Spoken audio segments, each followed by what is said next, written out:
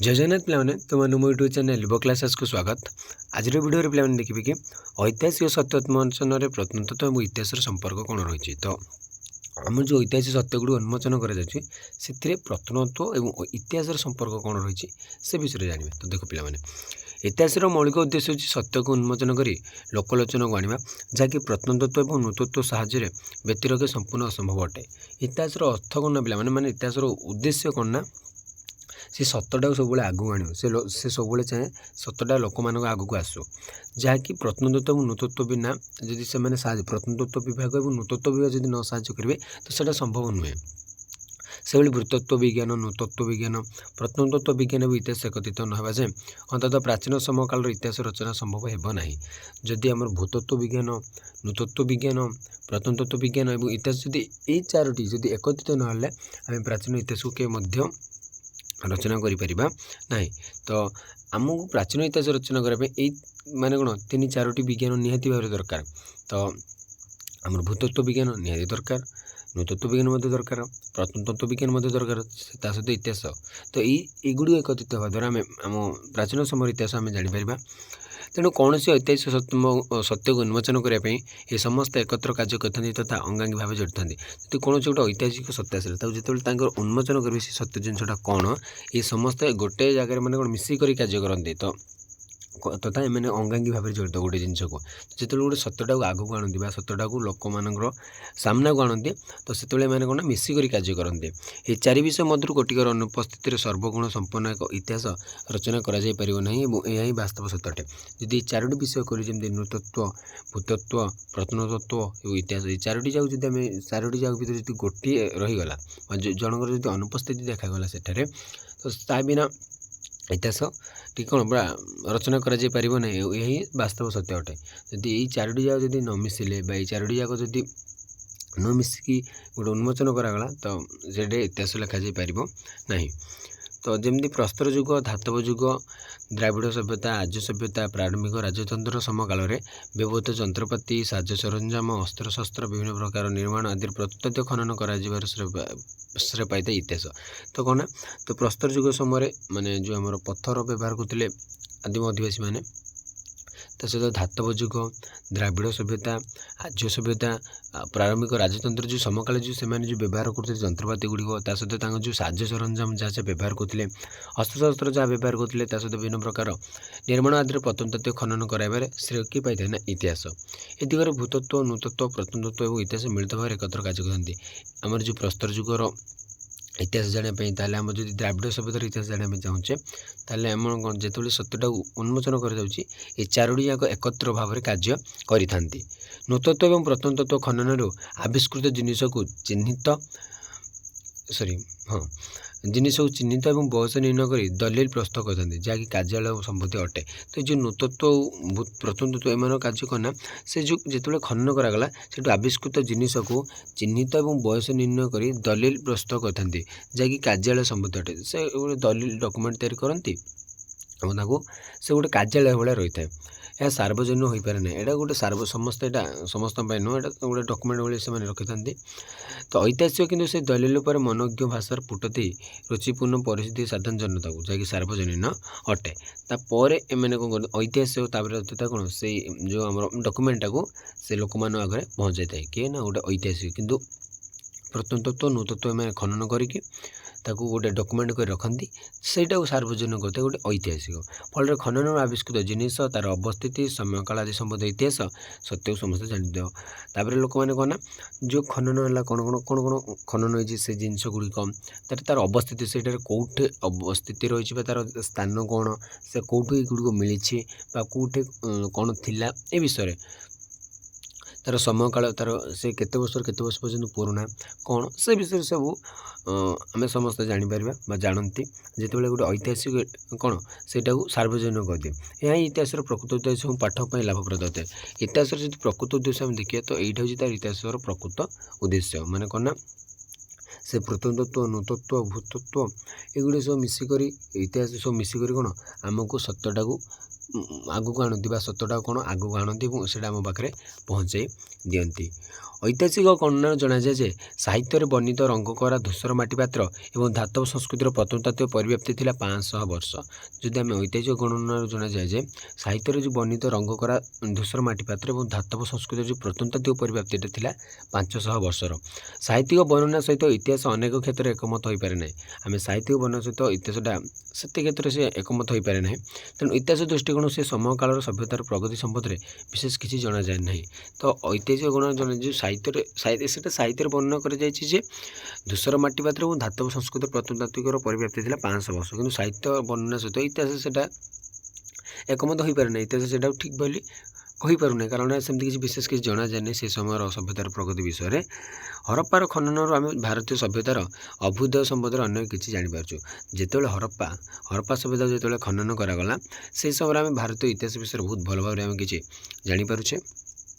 ठीक से पाली साहित्य और चीन परिव्राजक मैंने उल्लेख कर नगरगुड़िकर प्रत्नतात्विक खनन कराए अनेक लोकायत जिनस आविष्कार कराई। तो से जो आम जो पाली साहित्य रही जो चीन सब परिव्राजक मैंने भारत को आसी से जो उल्लेख अच्छे से जहाँ लिखा जा पाली साहित्य जहाँ लिखा जाए जो चीन परिव्राजक मैंने जो विवरण सब जहाँ लिखिं सेगुड़ फल आम नगरगुड़िकर प्रत्नतात्विक खनन करागला। तो से जो नगरगुड़ से लिखी तो से नगरगुड़ खनन कराए अनेक जो लुकायत जिन सब लुचि रही जाते जिन गुड़ आगू आना माने कौन आगू अणा जाने आविष्कार बर्तमान।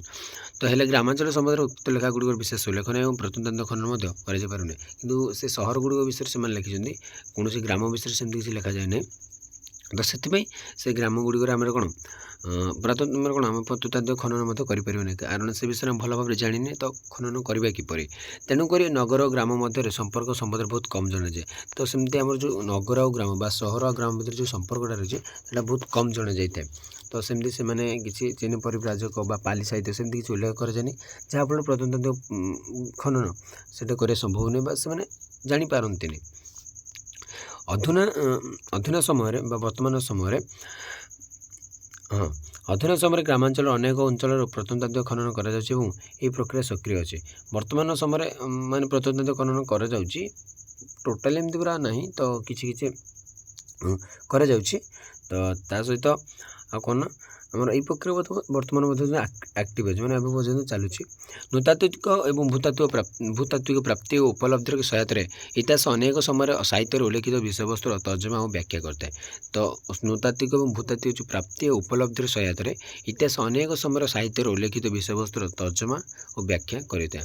केतक समय इतिहास रचना ऐतिहासिक परिवेश विज्ञान साहाय्य होता है। से परिवेश विज्ञान कौन गोटे ऐतिहासिक परिवेश विज्ञान साहाय्य नहीं था। तो से केवल नृतत्व भूतत्व प्रत्नतत्व नुह से परिवेश विज्ञानी गोटे साहाय्य गोटे ऐतिहासिक मूर्तिकार प्रकार प्रकृति पर्यावरण उपलब्ध वृक्ष पशुपक्षी पाणीपाग आदि को नहीं मत इतिहास समय काल और सभ्यतार प्रकारभेद मानवीय कार्यकलाप आदिर विवेचना कर जाए।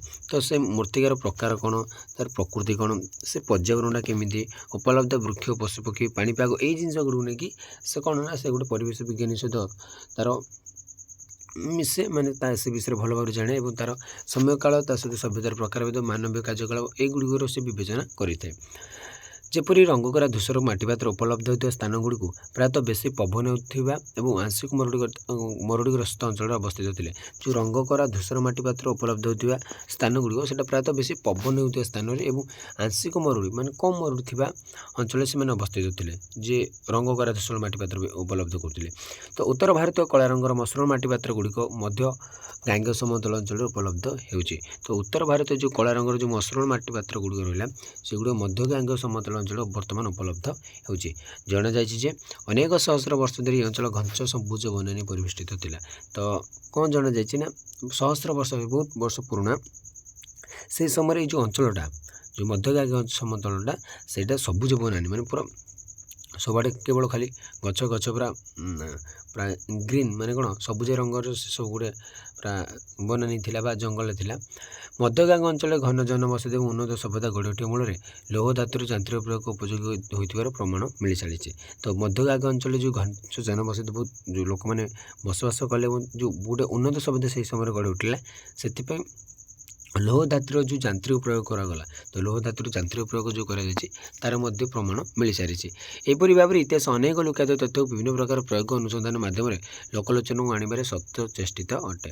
ସେ ସବୁବେଳେ ଚେଷ୍ଟା କରୁଛି କେମିତି ଯେଉଁ ଲୁଚିକି ଯାହା ରହିଛି ତାକୁ କେମିତି ବାହାରକୁ ବାହାର କରିବା।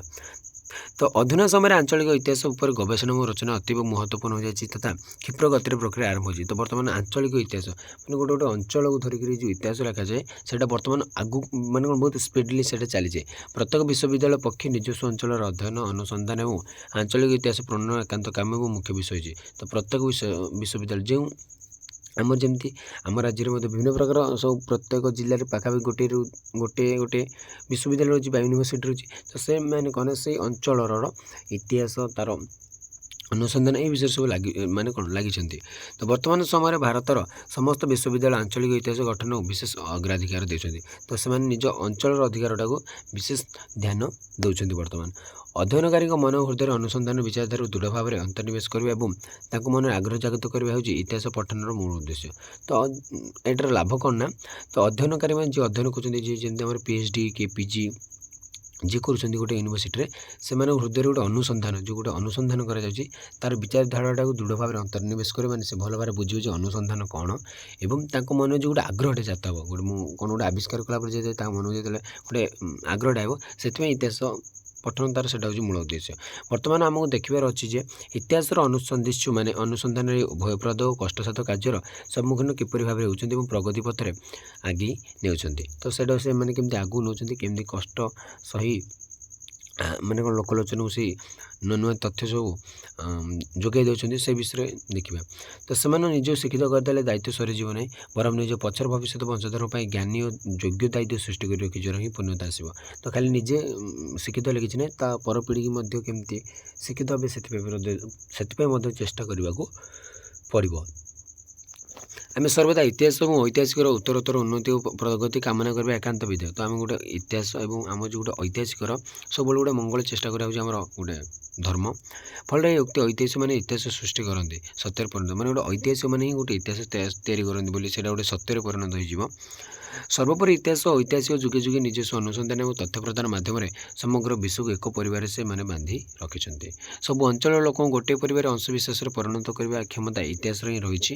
ତେଣୁ ଇତିହାସ ସର୍ବଦା ଘୋଷଣା କରି ଆସୁଛି ମହାନ ବେଦବାଣୀ ବସୁଧୈବ କୁଟୁମ୍ବକମ୍। ତ ସେ ସବୁବେଳେ ଇତିହାସ କହି ବସୁଧୈବ କୁଟୁମ୍ବକମ୍, ସାରା ବସୁଧା ବା ସାରା ପୃଥିବୀ ହେଉଛି ଆମର କୁଟୁମ୍ବ। ତ ସେ ସବୁବେଳେ ଇତିହାସ ଏଇଟା ହିଁ କହି ଆସିଛି। ତ ଆଜି ପାଇଁ ପିଲାମାନେ କ୍ଲାସ୍ 2 ରଖିବା, ପରବର୍ତ୍ତୀ କ୍ଲାସ୍ ଦେଖିବା ନିର୍ଦ୍ଦିଷ୍ଟ ସମୟର ଐତିହାସିକ ଲେଖା ଓ ଇତିହାସ ଅଧ୍ୟୟନ ରହୁଛି। ତ ଆଜି ପାଇଁ କ୍ଲାସ୍ 2 ରହୁଛି। ଜୟ ଜଗନ୍ନାଥ।